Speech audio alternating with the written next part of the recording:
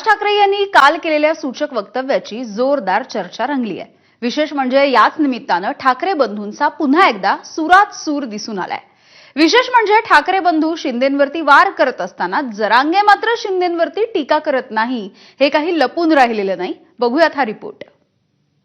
मला असं वाटतं या सगळ्या गोष्टींची उत्तर तुम्हाला एकनाथ शिंदे देऊ शकतात, मी नाही देऊ शकत। ते जेव्हा येतील तेव्हा त्यांना विचारा। ऐकलं?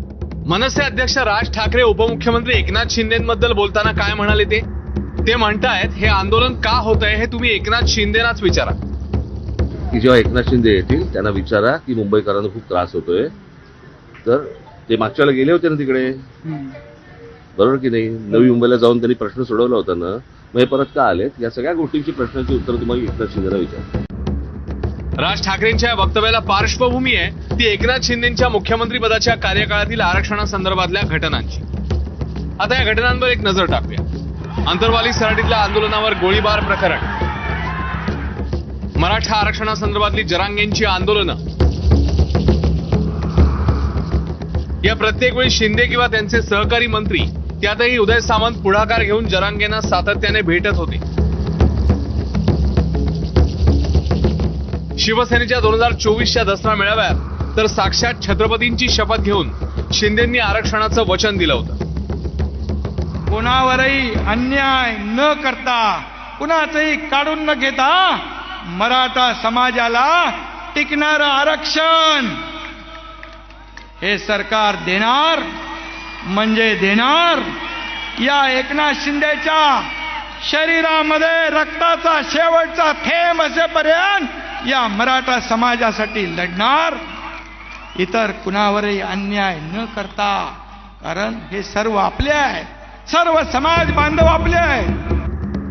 शिंदेच्या याच वचनावरून ठाकरेंच्या शिवसेनेचे पक्षप्रमुख उद्धव ठाकरेंनी त्यांना लक्ष्य केलं। आतापर्यंत या सरकारने म्हणजे अगदी फडणवीस साहेबांनी सुद्धा त्यावेळेला सांगितलं होतं की जर त्यांचं सरकार आलं किंवा असतं तर काही दिवसात त्यांनी यांना न्याय दिला असता। दुसरे एक आहेत, त्यांनी तर शिवाजी महाराजांची शपथ घेतली होती। तर आत्तापर्यंत ह्या लोकांना वापरून फेकून देण्यात आलं आणि वेळोवेळी असं म्हणतो ना आपण की त्यांच्या कोपऱ्याला गुळ लावण्यात आला। आता ही लोक जर का मुंबईत आली असतील तर सरकारने ताबडतोब त्यांच्याशी संवाद साधून त्यांना जो काही न्याय हक्क आहे त्यांचा तो दिला पाहिजे। आरक्षणासंदर्भातला अध्यादेश जरांगेंकडे सोपवून मागच्या वेळी शिंदेंनी जरांगेंना नवी मुंबईतच आंदोलन मागे घ्यायला लावलं होतं। जरांगेंना आरक्षणाबाबत आश्वस्त करणारे तेच एकनाथ शिंदे आता कायद्याच्या चौकटीत बसेल ते आम्ही मराठा समाजाला देणार असं म्हणाले आहेत। मराठा समाजाला जे जे काही करता आलं ते केलंय। मुख्यमंत्री महोदयांची आमची चर्चाही झाली की जे काही देणं शक्य आहे, पण कायद्याच्या चौकटीत बसून, नियमामध्ये बसून, कुणाचंही आरक्षण कमी न करता, कुणाचंही नुकसान न करता जे जे काही देणं शक्य आहे ते त्याच्याबद्दल सरकार सकारात्मक आहे। जरांगेंची आतापर्यंतची जेवढी आंदोलनं झाली आहेत त्यात जवळपास प्रत्येक वेळी जरांगेंच्या टीकेचा रोग हा देवेंद्र फडणवीसांकडेच राहिलाय, तर शिंदेंचं मात्र ते कौतुक करत आले। आता राज ठाकरेंनी एकनाथ शिंदेंचं नाव घेत त्यांच्याकडे हा चेंडू टोलवलाय।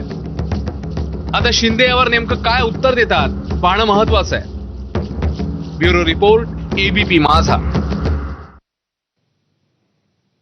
आणि आता